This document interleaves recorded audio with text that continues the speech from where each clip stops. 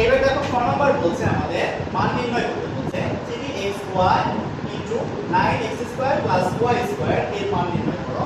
আসলে অঙ্ক দেখে তোমাদের কাছে কঠিন লাগতে পারে, কিন্তু আসলে অঙ্কগুলো যদি মানগুলোকে কোনোভাবে সাইজ করে দিতে পারো তাহলে তোমাদের কাছে একদম ইজি হবে। তো প্রথমে আমরা দেখব x কি দেওয়া আছে আমাদের। দেওয়া আছে, আমি লিখে নিব। দেওয়া আছে আমাদের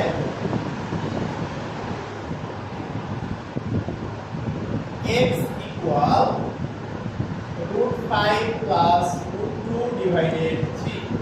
তো এই মানটা এখানে একটু সাইজ করে নিলে আমাদের জন্য ইজি হয়। অনেকে এই অঙ্কগুলা শুধু x আর y এর আলাদা মান বের করে নিয়ে আসো, তা আমি একটু অন্যভাবে করে দিচ্ছি, দেখো তোমাদের কাছে সেটা ভালো লাগে কিনা। আমরা 3 আর x গুণ করে দিব, আর গুণ যেটাকে বলা হয়, তাহলে 3x আর x এর নিচে 1 আছে, 1 আর এটা গুণ করলে যা আছে সেটাই থাকবে √5 প্লাস √2। দেখো আমাদের 3x এর মান আছে, আর আমাদের আরেকটা কি দেওয়া আছে, এবং y এর মান দেওয়া আছে √5 মাইনাস √2। আমাদের দুইটা মান আমরা পেয়ে গেলাম, 3x এর আর y এর মান। আমরা একটু খেয়াল করে দেখব, এখানে 3xy দেওয়া আছে, 3xy আছে।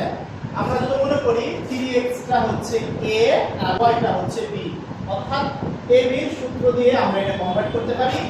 আর যদি একটু ডিফারেন্ট ভাবে চিন্তা করো, মানে ডিফারেন্টটা কেন বলতেছি, কারণ আমরা সহজভাবে অনেকেই করতে পারি, কিছু কিছু ক্ষেত্রে অঙ্কগুলো আছে একটু ব্যতিক্রম থাকে, সেটা যদি করো তাহলে তোমাদের জন্য ইজি হবে।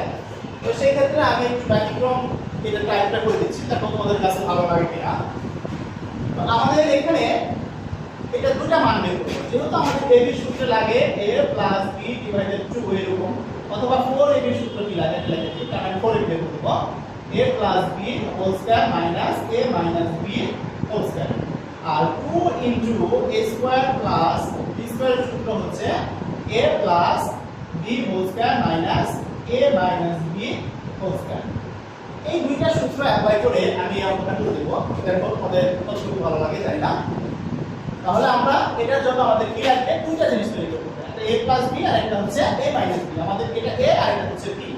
তো ফার্স্ট আমরা যে কাজ করব,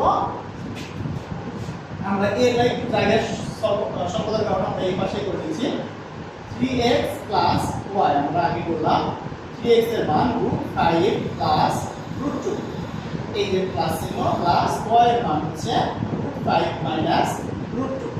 দেখো এই √2 কেটে গেল, আর দুটো √5 যোগ করলে 2√5।